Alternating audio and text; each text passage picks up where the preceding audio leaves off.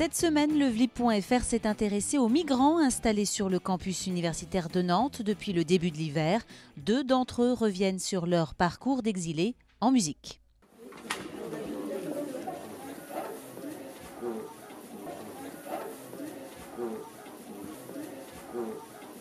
Vous savez comment il fonctionne ?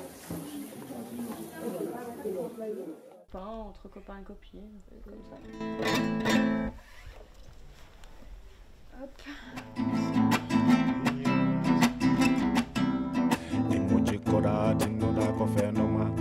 Wadana hakil wota bonno horema si adna mano metti wobbe gono weltira si gurna mano weli wobbe gono mankira awa wojjo cikkoda tinnoda ko fenoma.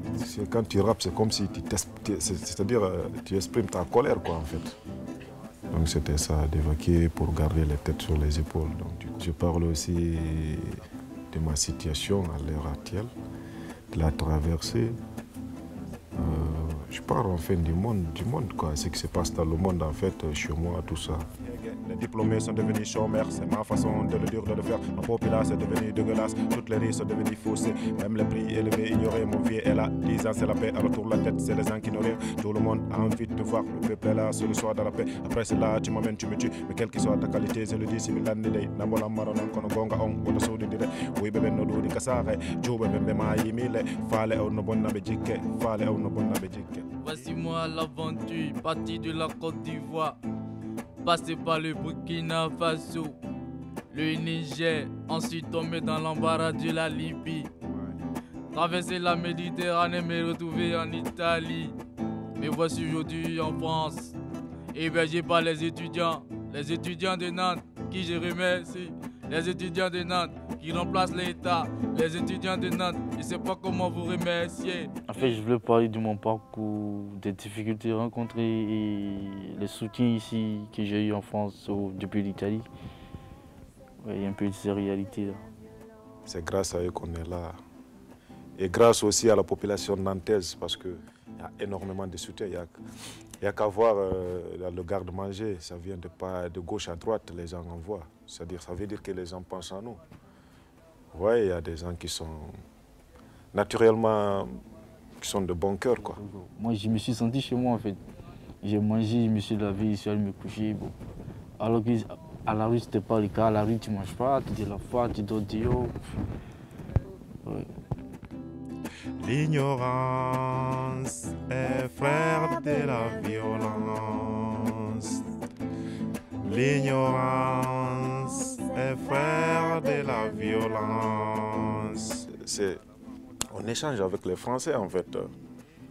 Oui, chacun puise. Quand tu es avec les gens de cultures différentes, chacun va puiser dans la culture de l'autre. Ce qui est positif quoi. Et ça en fait un être humain. Je ne peux pas dire que dans la culture africaine que tout est nickel, que tout est bon. Je ne peux pas dire aussi que dans la culture française que tout est bon. Mais je puise dans ma culture ce qui est bon dedans. Et je puise dans la culture française ce qui est bon. Je laisse ce qui n'est pas bon. Et puis, je fais en sorte que ça soit compatible. Je mixe les deux. Et puis là, je deviens un homme fort.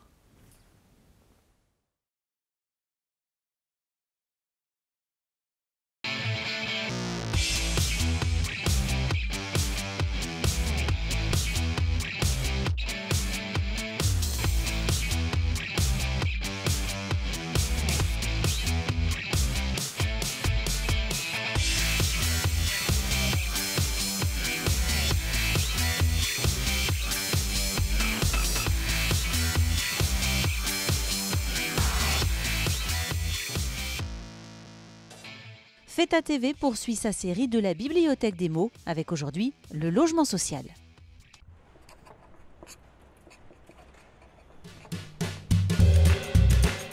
On doit travailler sur la politique de la ville. Mais alors les mots, cohésion sociale, renouvellement urbain, développement économique, conseil citoyen.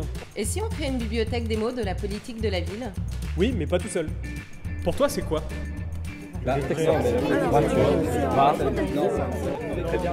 Qu'est-ce que vous en dites? Ouais! Alors, on choisit quel mot?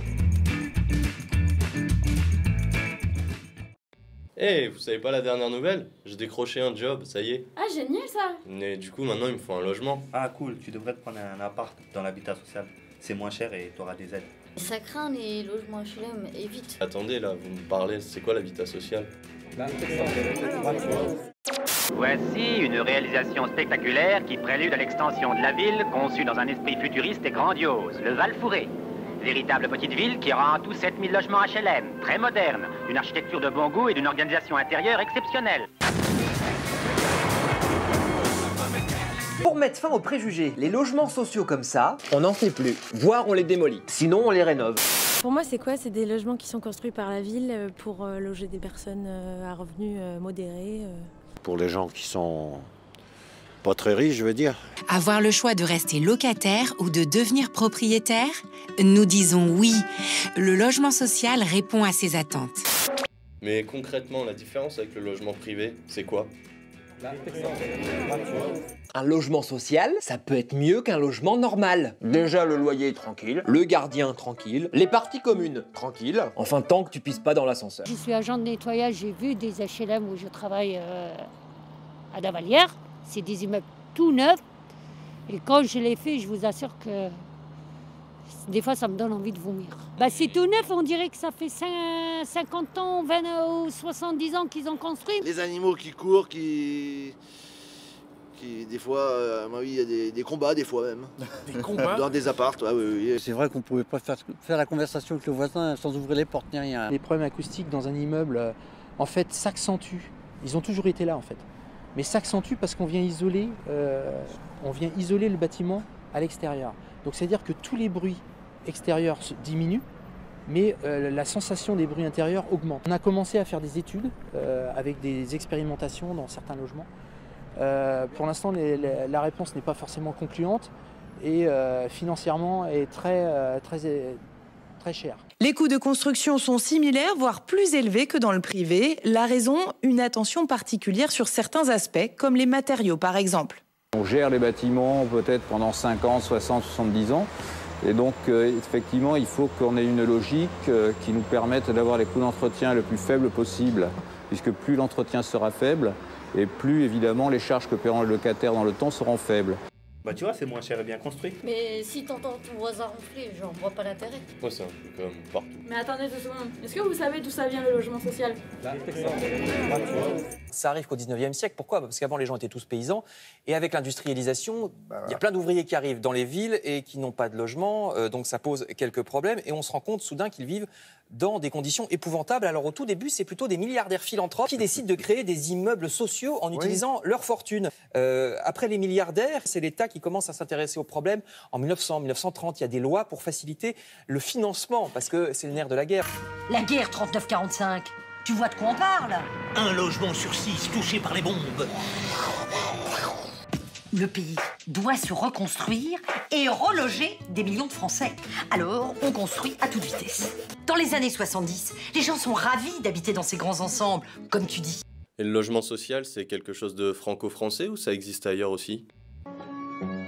Voilà à quoi ressemble la vie minuscule de Monsieur Lam à Hong Kong. C'est son appartement. On voit aussi des pays comme l'Italie, au Portugal, où le parc existant de logement social vraiment souffre de la manque d'investissement, surtout dans la réhabilitation et dans les services sociaux qui doivent accompagner Sans parler de la Grèce, bien entendu, où le système est carrément détruit. Mais aujourd'hui en France, c'est quoi le problème? Vous avez à peu près 1 Français sur 6 qui considèrent qu'ils sont mal logés. Les logements sont trop chers. Ça veut dire que les logements ne sont pas suffisamment de bonne qualité. Il faut faire quoi? C'est assez simple. Il faut construire plus et construire moins cher. Quand on voit l'évolution des prix de l'immobilier, du prix des loyers, comparé à l'évolution du revenu des gens, les difficultés à se loger dans des conditions acceptables sont de plus en plus difficiles.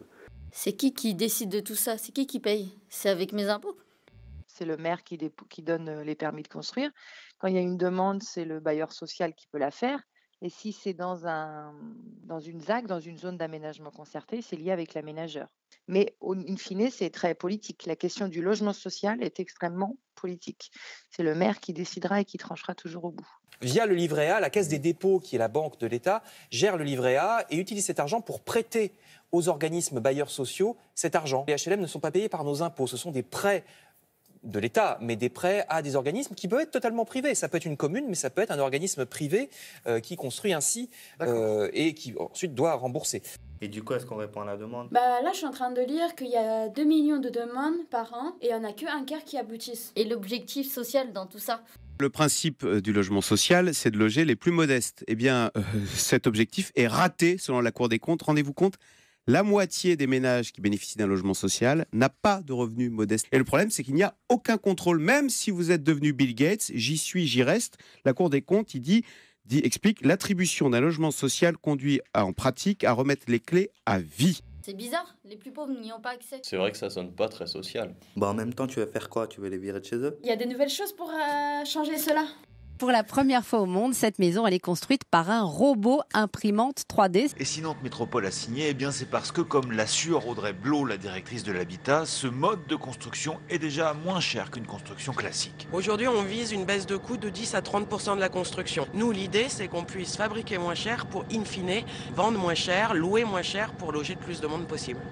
La puissance de calcul du data center sert à réaliser des images en 3D.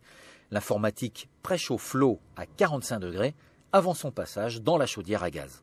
Sur un bâtiment de 40 logements comme ça, on a constaté déjà au bout de 3 mois qu'on a 37% d'économie de coûts de gaz grâce à ce système-là.